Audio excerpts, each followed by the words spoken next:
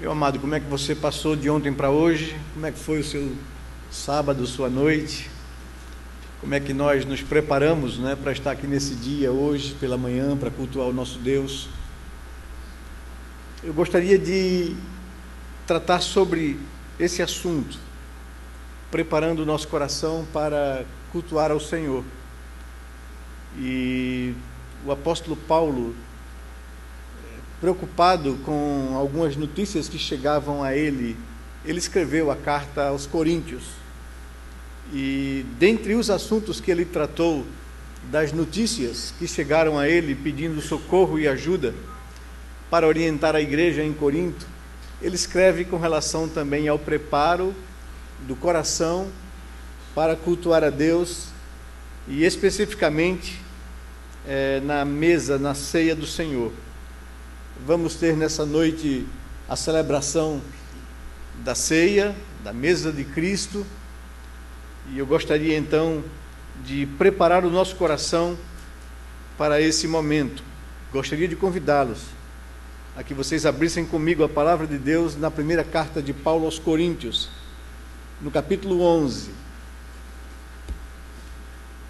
e buscássemos nesse texto da palavra de Deus a instrução para o que vamos estudar nesta manhã.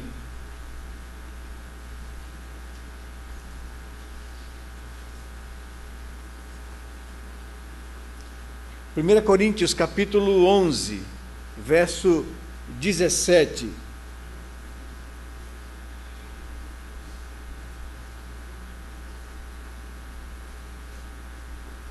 Até o verso 34, que é o final desse texto.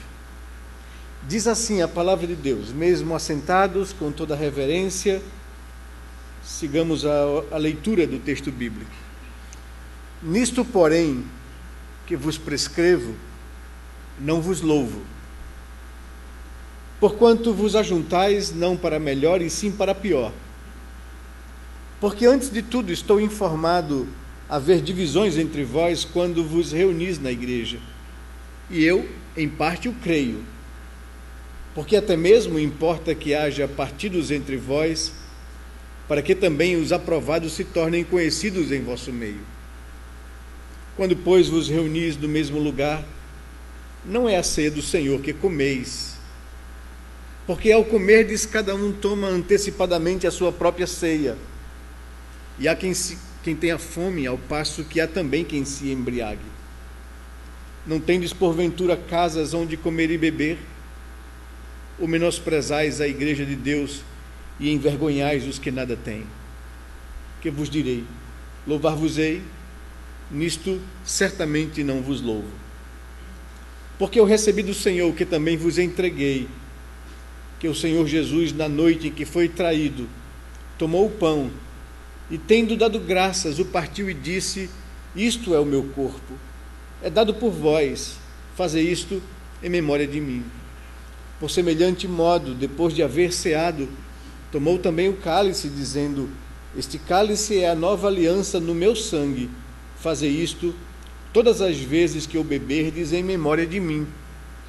Porque todas as vezes que comerdes este pão e beberdes o cálice, anunciais a morte do Senhor até que ele venha. Por isso, aquele que comer o pão ou beber o cálice do Senhor indignamente, será réu do corpo e do sangue do Senhor. Examine-se, pois, o homem a si mesmo, e assim coma do pão e beba do cálice. Pois quem come e bebe sem discernir o corpo, come e bebe juízo para si.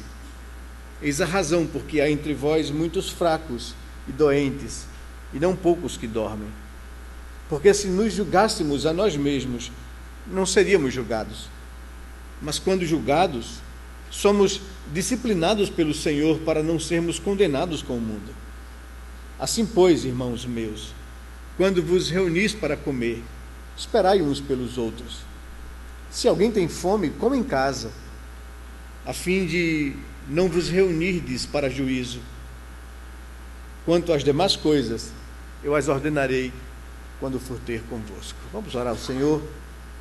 Pai amado, muito obrigado pelo privilégio que o Senhor nos concede de te conhecer, pelo privilégio que tivemos quando fomos atraídos pelo Teu Espírito à Tua presença, pelo grande privilégio de termos os nossos pecados perdoados, quando nós, conscientes desses pecados, nos quebrantamos diante do Senhor em arrependimento sincero e verdadeiro, buscando do Senhor alívio e perdão para as nossas consciências culpadas e feridas.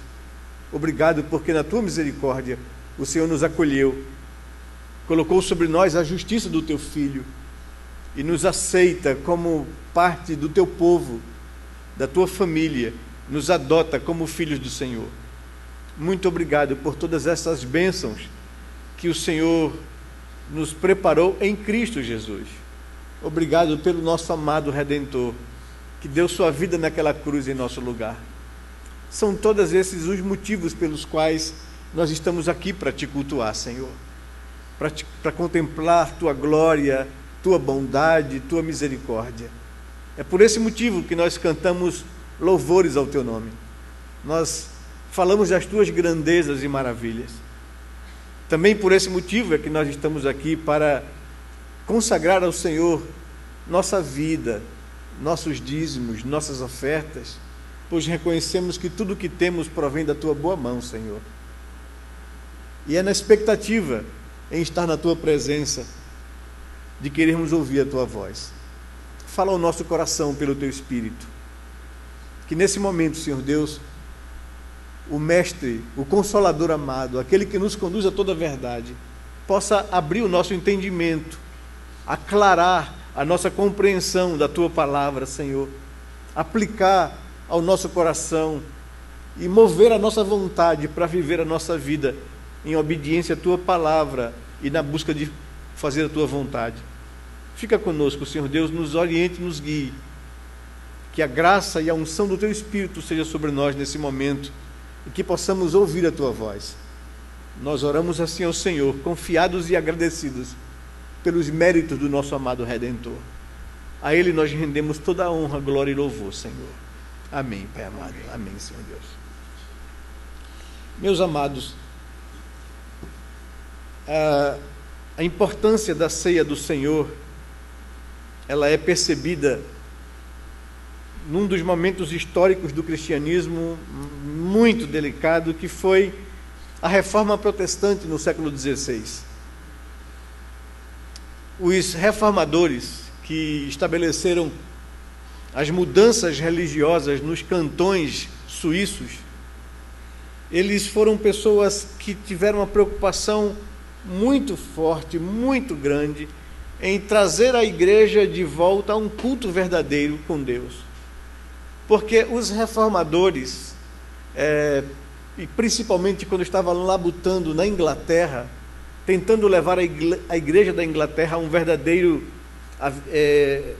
avivamento e reforma espiritual, eles pediam que a igreja repensasse e purificasse algumas coisas da vida prática dela, purificasse a doutrina dos dogmas que foram sendo colocados durante a história da Idade Média no cristianismo, purificasse a igreja na sua administração, para que ela não seguisse uma hierarquia montada por interesses circunstanciais durante a história e voltasse a uma prática bíblica e uma observação de como a Bíblia diz, de como as pessoas que Jesus colocou sobre a igreja conduzissem a igreja.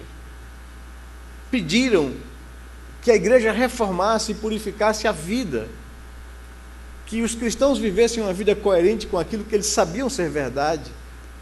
Pediram para purificar o culto, porque ele estava impuro e contaminado por tanto misticismo, por tantos dogmas que não condiziam com a palavra de Deus.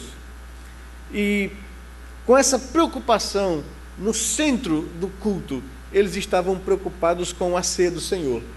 Os reformadores dos cantões suíços, em comum acordo, tiveram uma preocupação e suspenderam a ceia do Senhor durante um bom tempo na igreja, até instruírem a igreja e perceberem uma igreja madura em relação à participação e ao conteúdo e ao significado da ceia do Senhor. As igrejas reformadas tomaram por herança esse cuidado. E sempre, antes da ministração da ceia, há orientações, há uma palavra para a igreja, porque eles sabiam que o culto que eu posso apresentar a Deus pode ser agradável e edificante, agradável a Deus e edificante para a igreja, ou se esse culto, por outro lado, desagrada a Deus, não será, em hipótese alguma, edificante para a vida do adorador. Essa era, então, a preocupação daqueles reformadores. Aqui nós vemos Paulo, e eles tiveram em Paulo, e nessa instrução aqui dada à igreja de Corinto, a base para ensinar a igreja e para corrigir a igreja e para chamar a igreja à reflexão no que tange a necessidade de preparação da minha vida pessoal para chegar diante de Deus em culto. Nós vemos e percebemos que o perigo de nos acostumarmos com as coisas sagradas pode nos levar a não ter esse devido cuidado ou preparo com a nossa vida espiritual em estar diante de Deus.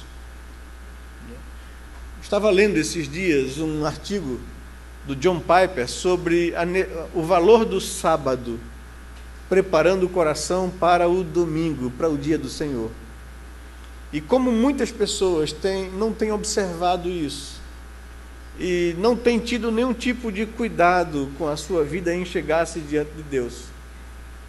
Eu pergunto a você, para que você possa fazer uma reflexão na sua vida, hoje pela manhã, ao você se acordar, hoje como dia do Senhor, o dia que o Senhor separou para que a igreja estivesse em comunhão com Ele, diante dEle em culto, quais foram os cuidados que você tomou no seu coração, preparando o seu espírito para estar na presença de Deus? São sobre essas questões que Paulo está tentando instruir a igreja em Corinto e mostrando que a falta de atenção ou de discernimento ou de cuidado acerca dessas coisas pode nos tornar reprováveis diante de Deus. A instrução e a intervenção de Paulo ao escrever a carta à igreja em Corinto, tem por cuidado isso. Paulo tem muitos louvores a dar àquela igreja. Paulo reconhece muitos dons da graça de Deus dada àquela igreja para o cumprimento da missão que o Senhor havia lhe dado, mas em algumas coisas Paulo não tem uma palavra de louvor àquela igreja. E eis aqui um assunto que ele toca, Ele começa no verso 17 dizendo: olha, nisso que eu vou falar com vocês agora, nesse assunto que eu vou tratar e entrar com vocês, eu não vos louvo.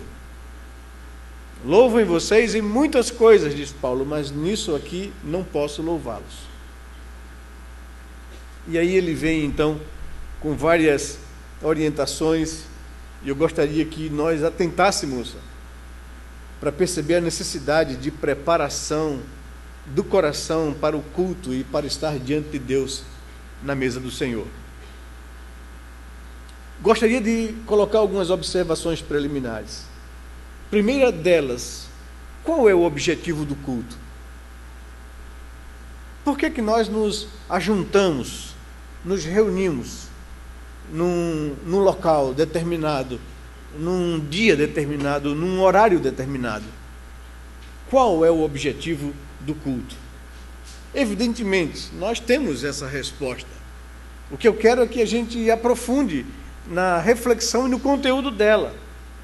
A razão de estarmos aqui é louvar a Deus, é agradecer a Deus, é contemplar a sua bondade, a sua soberania, a sua grandiosidade, adorar o nosso Criador que nos deu a vida, soberano Senhor, adorar o nosso Redentor, que mesmo nós nos desviando dele em pecado e em queda, ele nos amou e enviou o seu Filho para nos resgatar. Estamos aqui para bendizer e cultuar a esse Deus que nos criou e que nos redimiu em Cristo Jesus. Qual o resultado disso, segundo Paulo? Ele diz no verso 17 que o ajuntamento, a ideia que ele traz aqui no verso 17, é que o ajuntamento, que o culto solene, ele existe para melhor, para edificação, para o bem do adorador. Isso é o resultado do culto. Quando nós nos reunimos diante de Deus para bendizê-lo, para agradecê-lo, para cultuá-lo, para louvá-lo, para contemplar a sua bondade, para agradecer as suas misericórdias, nós saímos dali, esse é o pensamento de Paulo, edificados melhor do que entramos. Crescemos em santificação. Há um quê de satisfação pessoal, de realização, de bem-estar espiritual por estar diante do Deus da glória e poder reconhecer a sua bondade nas nossas vidas. Segundo Paulo, o resultado do ajuntamento solene é para melhor, é para edificação e não para pior. Vejam o contraste que ele passa a colocar. Mas se nós não chegarmos de forma adequada, e esse é o contraste e a comparação que Paulo está fazendo, se não chegarmos com a motivação correta, com o coração pronto, diante desse Deus para adorá-lo, para reconhecê-lo, nós vamos desagradá-lo. E desagradando a Deus, o resultado disso em nossa vida é para pior, diz Paulo. Mas ele diz, esse não é o objetivo do ajuntamento solene. O objetivo do ajuntamento solene tem Deus por objetivo, tem sua grandeza, seus atributos, sua glória, sua bondade, e quando o homem contempla isso, ele sai dali edificado, sai dali com satisfação de alma, sai dali diferente de como entrou. Mas isso pode sair também ao contrário. Isso nos ensina de cara que o culto tem por objetivo não o homem, e sim Deus. E vejam bem onde pode acontecer equívocos na nossa vida, e há uma tendência no coração, e é isso que a gente percebe aqui na carta aos Romanos e aos Coríntios e na instrução de Paulo. O homem não é o objetivo, e sim Deus. Mas se Deus for o objetivo do nosso culto, nós vamos sair dali edificados e com bem-estar, e espiritualmente melhores do que entramos. O culto não é para o homem, não é para o crente, para a sua satisfação própria e pessoal. O culto não é para o homem incrédulo, para a sua salvação. O culto é para Deus. Esse é o objetivo. O homem crente que entra ali buscando Deus, vai sair dali edificado, vai sair dali santificado, vai sair dali melhor do que entrou. O homem que entrou ali e que não tem conhecimento de Deus, mas por algum motivo foi atraído à sua presença, vai sair dali impactado, vai sair dali tocado, vai sair dali com a semente da salvação em seu coração. Mas o objetivo do culto é Deus. O resultado do culto é o nosso bem. Paulo usa essa expressão no verso 17, o ajuntamento. Usa no verso 18, reunião. Ele diz no final do verso 18, quando vos reunis na igreja. Então, o culto é o ajuntamento e a reunião de pessoas que querem adorar e contemplar a Deus. Eis aqui, então, o objetivo do culto, como observação preliminar. Agora, uma igreja pode se unir para cultuar a Deus e estar desagradando a Deus. Nós ouvimos isso em todo o Antigo Testamento. Deus dizia ao povo de Israel, olha, basta dos ajuntamentos solenes, não aguento mais o ajuntamento solene misturado com o pecado. A gente observa Caim com o intuito no seu coração de cultuar a Deus, apresentando a Deus uma oferta. e Deus reprovar Caim e sua oferta. Esse texto nos ensina que mesmo em culto, nós podemos desagradar a Deus com a intenção de agradá-lo. E aqui surge uma pergunta: o que na intenção de uma pessoa em agradar a Deus pode desagradá-lo? A gente observa que Caim ficou chateado quando Deus o reprovou e não aceitou a sua oferta. E saiu de lá irado, com um semblante caído. E Deus o procurou e perguntou a ele: por que você está chateado, está irado? Por que seu semblante está caído? Se você proceder bem, Caim, você não será aceito. Então, observem que o motivo de Deus ter rejeitado a Caim e a sua oferta é que Caim procedeu mal. E quando a gente vai investigar o texto, a gente percebe que o mau procedimento dele foi desobediência. Desobediência em não oferecer a Deus o que Deus havia pedido. Porque Deus havia ensinado aos seus pais, desde a queda, quando sacrificou um animal para fazer vestimentas de peles para o homem, para cobrir a sua nudez. E Deus então estabeleceu um princípio, que sem sacrifício ou sem derramamento de sangue não haveria remissão de pecados. E toda a instrução levítica do Antigo Testamento e todas as leis cerimoniais do Antigo Testamento apontavam exatamente para isso, que por causa do pecado humano, um inocente pagaria o preço. Um inocente que não teria nada a ver com o pecado seria sacrificado. E por isso, um novilho sacrificado todas as vezes que o homem se chegava a Deus, porque o homem tem pecado. Mas tudo isso apontava para o que Deus queria fazer e iria fazer pelo homem em Cristo Jesus, quando entregaria seu filho para morrer numa cruz pelo pecado do homem, o justo pelos injustos.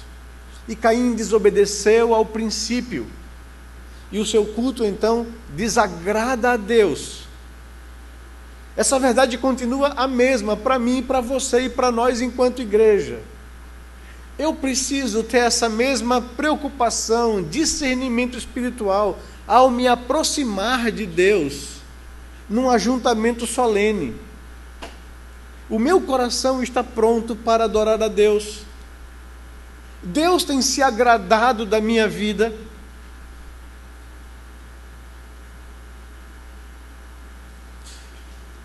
Paulo começa a classificar as coisas pelas quais a igreja em Corinto estava desagradando a Deus quando se reunia em ajuntamento solene, quando se reunia ao redor da mesa do Senhor.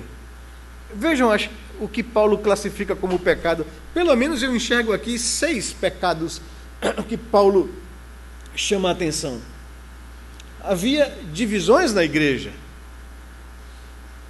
Verso 18: antes de tudo, estou informado a haver divisões entre vós.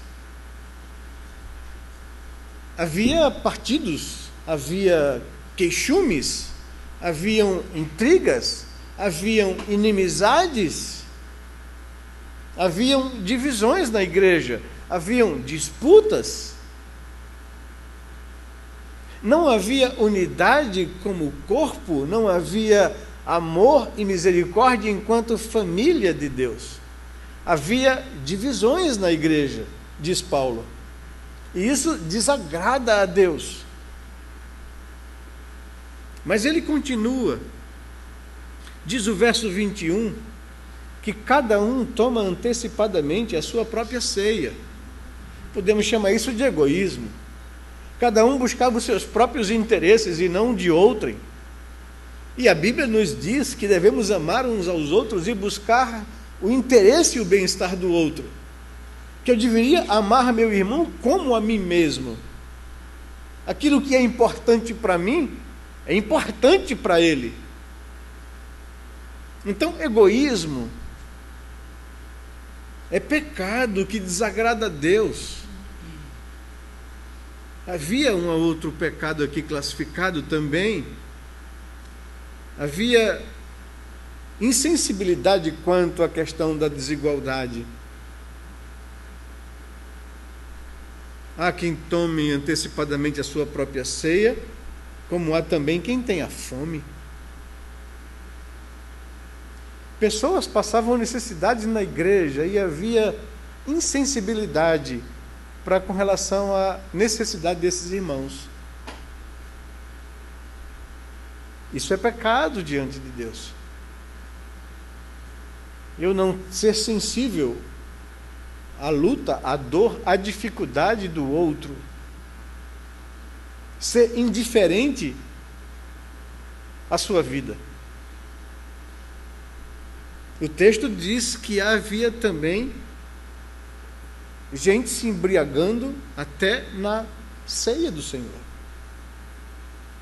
Certamente, se essas pessoas se embriagavam numa solenidade de ajuntamento do povo de Deus, imagina fora desse ajuntamento.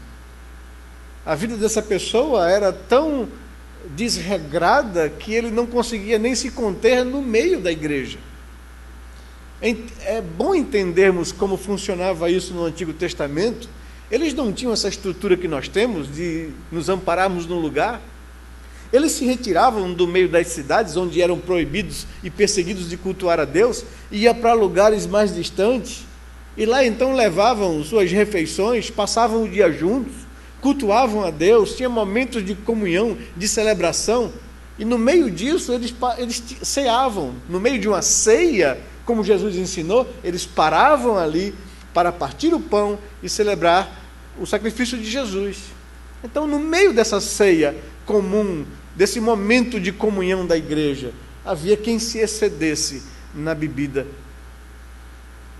Você conhecia um cristão no Antigo Testamento? Alguém dizia, se ele fosse levando, não é, um efa de farinha para fazer um pão, né, assado na chapa ou na pedra, e uma botija de vinho. Esse era o cristão. Eles se reuniam para celebrar na mesa do Senhor. Eles não tinham Bíblia, porque eles não havia Bíblia impressa. Havia somente as leituras dos documentos apostólicos ou dos profetas, os rolos do Antigo Testamento. Mas eles tinham uma coisa, uma botija de vinho e um efa de farinha com azeite para fazer o pão. Se você vê alguém passando com isso, pode segui-lo, ele é cristão, ele vai se reunir com alguém por aí. Mas, evidentemente, Paulo está dizendo que havia quem se embriagasse, tomava todo o vinho e nem se preocupava com o demais. Comia todo o pão e não se preocupava com os demais. Verso 22 também diz que havia menosprezo. Não tendes porventura casas onde comer e beber, repreende Paulo, ou menosprezais a igreja de Deus. A indiferença para com o outro, uma vida egoísta, o não se interessar pelo meu irmão, pelo outro, é demonstração de menosprezo a alguém que é da família de Deus. E, consequentemente, humilhação. O final do verso 22 nos diz isso. Vocês assim, quando menosprezam as pessoas, quando são indiferentes a elas, vocês as envergonham, aqueles que nada têm, aqueles que se sentem humilhados na igreja. E Paulo diz que eu posso dizer para vocês acerca da aprovação de Deus sobre a vida da igreja em Corinto. Nisso eu não posso louvá-los.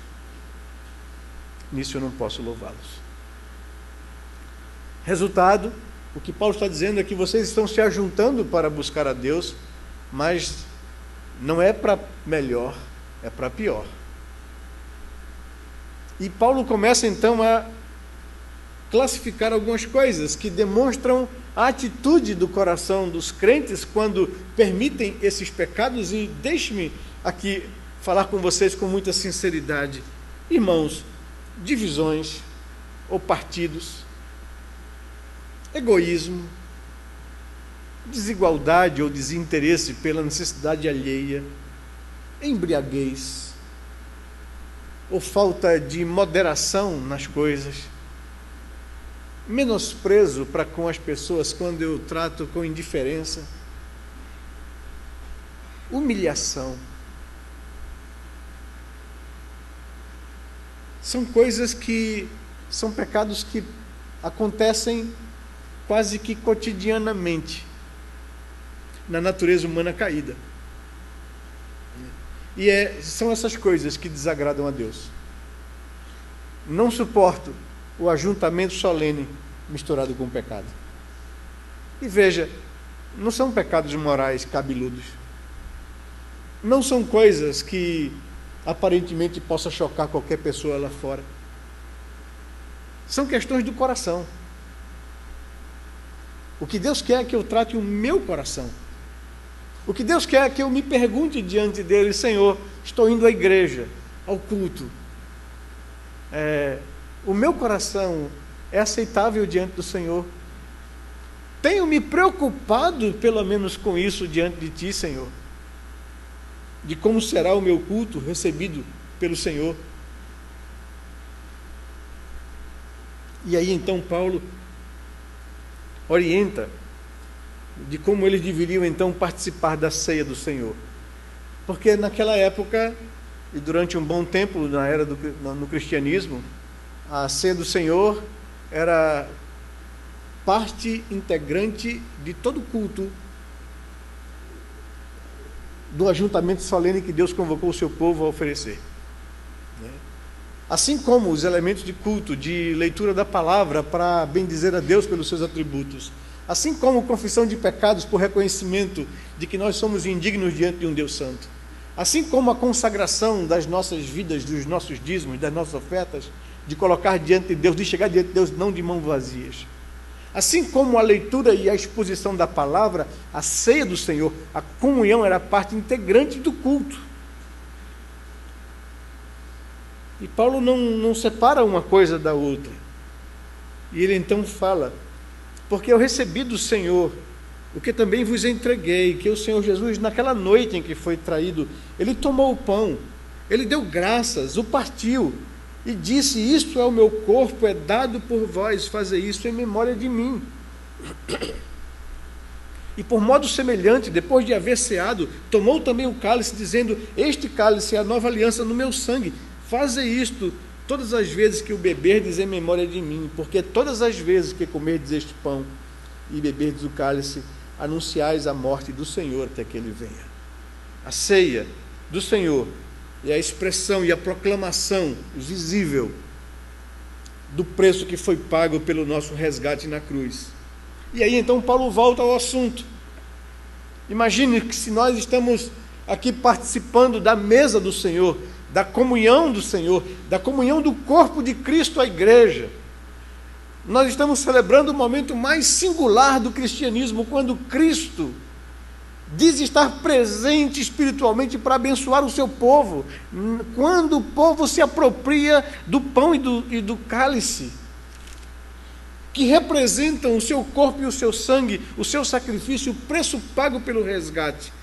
Imagine se eu faço isso, que é um momento ápice de comunhão, e há no meu coração divisão, e há no meu coração egoísmo, e há no meu coração embriaguez ou menosprezo para com os outros, ou indiferença.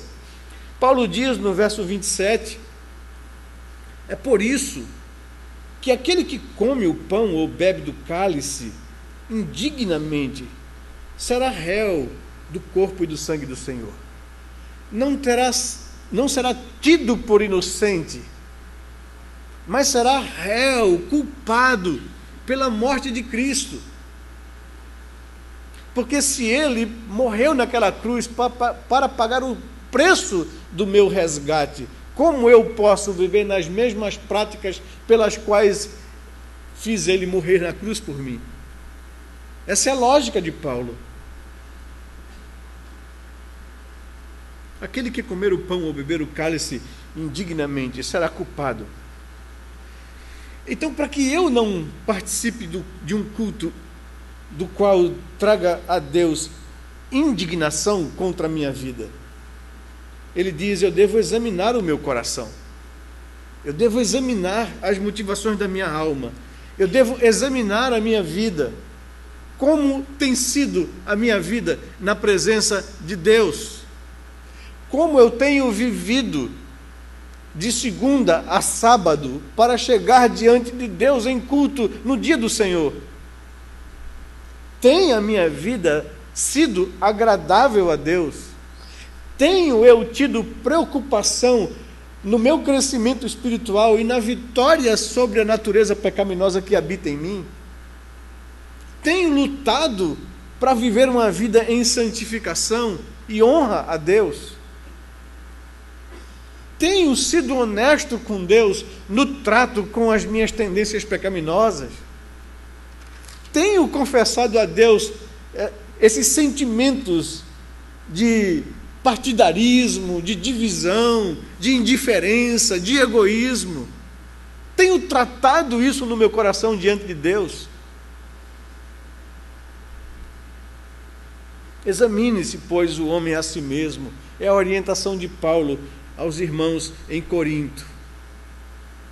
Porque ele diz: examine-se, ou seja, tenha uma vida de discernimento espiritual.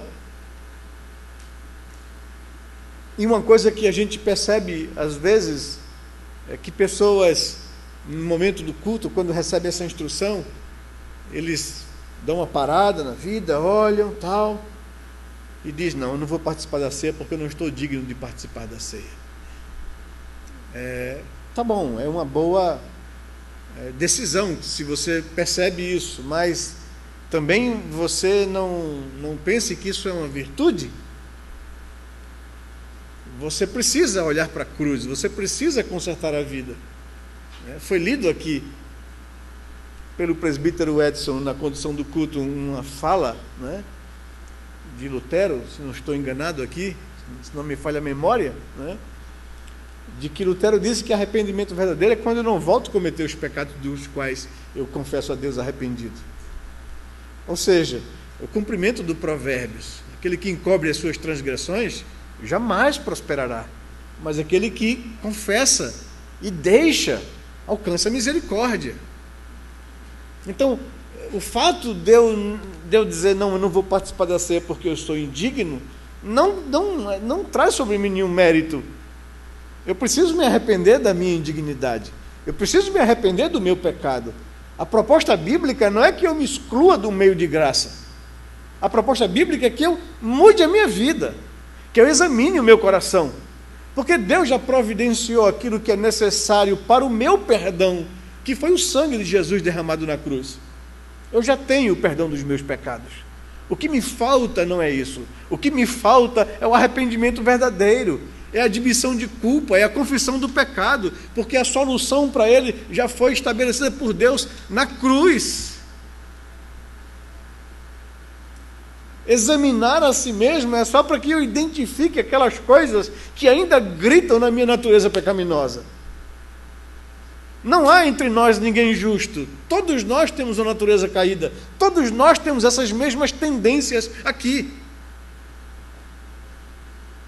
O que nós precisamos diante de Deus é deixar que Deus trate essas coisas na nossa vida. É não viver a vida sem essa preocupação espiritual, sem esse discernimento espiritual, sem essa busca por santificação.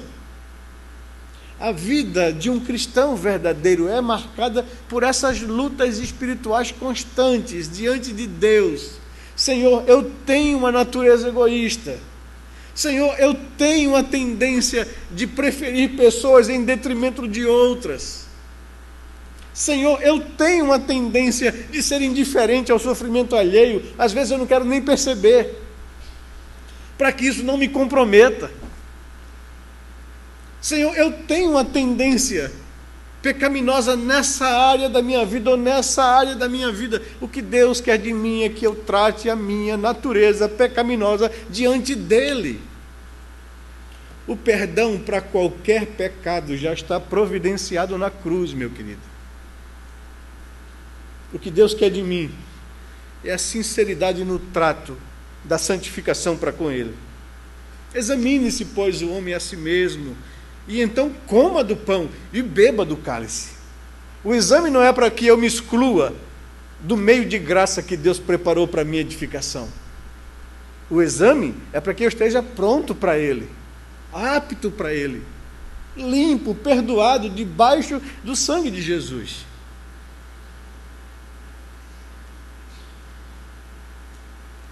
Pois quem isso não faz, quem não examina a sua vida, quem não tem essa preocupação com a sua santificação, quem não tem o cuidado de, quando chegar diante de Deus, chegar com a consciência de que eu estou trilhando o caminho da santificação com o meu Deus, que eu estou em comunhão com Cristo Jesus, que eu ando na dependência do Espírito, que a minha vida leva em conta as coisas espirituais, que eu não estou ocupado em demasia com os negócios dessa vida ao ponto de não ter tempo para a minha vida espiritual. Não, e eu passo de segunda a sábado vivendo uma vida sem esse tipo de preocupação, sem oração, sem devoção, sem lutas espirituais para que eu possa crescer a imagem de Cristo Jesus, e chego no domingo, então eu vou para a igreja. E aí sim eu estou vivendo uma vida sem discernir. E aí sim eu estou vivendo uma vida sem buscar a Deus. E aí sim eu estou tratando as coisas de Deus de forma leviana. E tratando a minha vida espiritual de forma leviana. Como diz o ditado popular, estou empurrando com a barriga a minha vida. E é exatamente sobre isso que Paulo está tratando aqui com os coríntios. Vocês não podem empurrar com a barriga a vida de vocês. Vocês não podem não tratar determinadas tendências pecaminosas que há em todos nós aqui e chegar diante de Deus como se nada tivesse acontecido. Isso desagrada a Deus. Deus não recebe o meu culto. O estar presente no meio do ajuntamento não resolve a minha vida.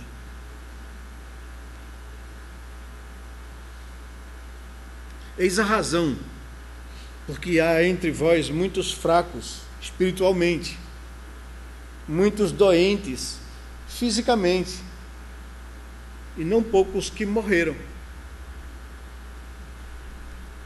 A expressão dormem é uma referência à morte de um cristão. Porque se nos julgássemos a nós mesmos, nós não seríamos julgados. Mas quando julgados, somos disciplinados pelo Senhor para não sermos condenados com o mundo.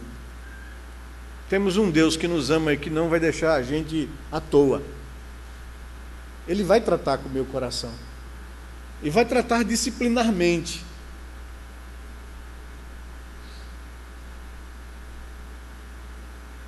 Mas ele, quando disciplina um filho seu que está vivendo uma vida negligente para com relação à sua espiritualidade, ele faz porque o ama, para o seu bem.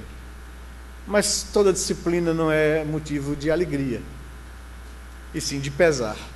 Deus não tem prazer na disciplina. O faz quando é necessário, para o bem de um filho a quem toma.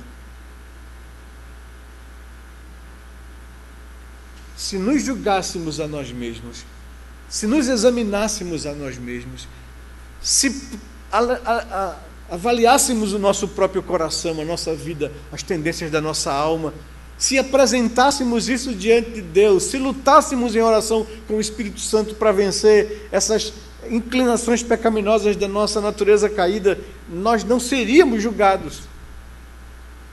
Mas quando não fazemos isso, somos disciplinados pelo Senhor, para não sermos condenados com o mundo, porque Deus nos ama e nos trata como filhos. Assim, pois, irmãos meus, quando vos reunis para comer, esperai uns pelos outros, preferi uns aos outros em honra. É isso que está colocando em prática um texto bíblico. Não seja egoísta, não dispute com ninguém. Não há espaço para isso numa família de Deus. Somos membros uns dos outros, somos irmãos em Cristo Jesus. Precisamos uns dos outros. Desenvolvamos as coisas boas da comunhão de uma família. Quando vos reunis para comer, esperais uns pelos outros. Se alguém tem fome, coma em casa, a fim de não vos reunirdes para juízo. Essa é a palavra de Deus ao nosso coração. E eu queria que nós pudéssemos refletir. Vamos estar diante do Senhor, na mesa do Senhor nessa noite. Mas, independente disso, vamos estar diante de Deus todos os domingos aqui para cultuá-lo. A pergunta que eu preciso fazer no meu coração é: Senhor, o Senhor tem se agradado da minha vida? O culto que eu ofereço ao Senhor é aceitável e agradável à tua presença? Que Deus possa ter misericórdia de nossas vidas, que Ele possa nos ajudar a crescer nessa dimensão da nossa vida, que nós possamos nos preparar melhor para chegar diante de Deus. Tem muitas aplicações práticas que eu gostaria que você pensasse sobre a sua vida. Como é que você vive o seu sábado? Para chegar diante de Deus inteiro no domingo.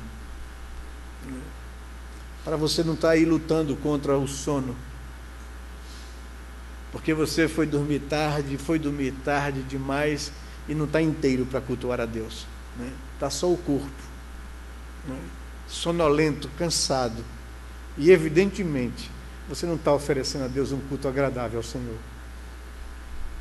Como tem sido a sua vida no que tange a cuidar das tendências pecaminosas do seu coração durante a semana? No trato com as pessoas, na honestidade nas palavras, nos negócios. Como é a minha vida com Deus durante a semana? Porque isso vai refletir no culto que eu ofereço a Ele no domingo. Que Deus possa nos abençoar, nos fazer crescer em santificação, a querer buscar ser parecidos mais com Jesus. Temos o Espírito Santo trabalhando no nosso coração para isso.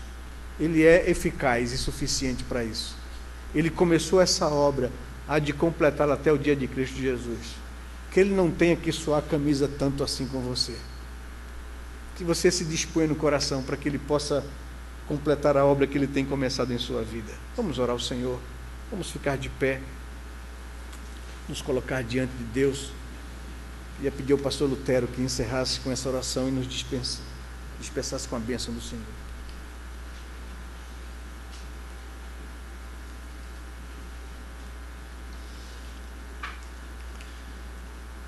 Senhor Deus, ouvimos a exposição da Tua palavra e ela foi clara e foi contundente também. Uma palavra que nos chama a todos a um exame sincero da vida à luz da Tua presença. A Tua palavra nos apresenta um cristianismo muito diferente daquilo que temos vivenciado, Senhor. A nossa própria casa, na igreja, meu Deus.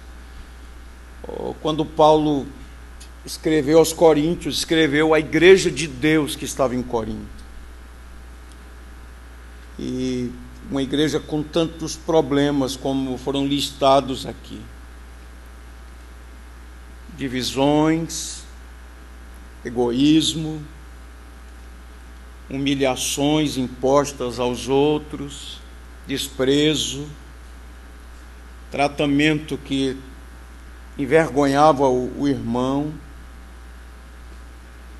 Na verdade, como diz claramente a Tua palavra, estavam se reunindo para pior e não para melhor. Ó Senhor, nós, depois do que ouvimos aqui, estamos envergonhados, Senhor. Reconhecendo que nossa própria vida precisa ser impactada pelo Senhor. Deus, às vezes nos descobrimos aqui na igreja, na comunidade local, disputando uns com os outros, trabalhando egoisticamente, buscando nossa glória, querendo reconhecimento, desprezando pessoas. Ó Pai, que o Teu Espírito Santo nos conduza ao arrependimento, que o Senhor nos quebrante, nos humilhe, Pai, que o Senhor nos tire da apatia, da insensibilidade. Essa palavra é uma palavra do Senhor e certamente foi uma palavra apropriada. o teu servo, como pastor da igreja, fazendo uma leitura da comunidade, certamente tem percebido esses sintomas aqui no nosso meio, e nós queremos ser curados pelo Senhor, convertidos pelo Senhor, como orou o profeta Jeremias: converte-nos a ti e seremos convertidos. Inclina o nosso coração para só temer ao teu nome, Pai. Tira de nós a apatia, como o teu servo colocou, como a nossa tendência é de nos acostumarmos com o sagrado, meu Deus. E hoje, se eu permitir voltarmos aqui à casa do Senhor, quando estivermos participando da ceia, que o façamos com discernimento, após havermos examinado a nossa vida. Ouve, Senhor, nossa oração, conversar pelo meu coração. Faz uma obra aqui no nosso meio para o louvor e a honra da tua glória, Senhor. Em nome de Jesus nós oramos. Amém. Amém.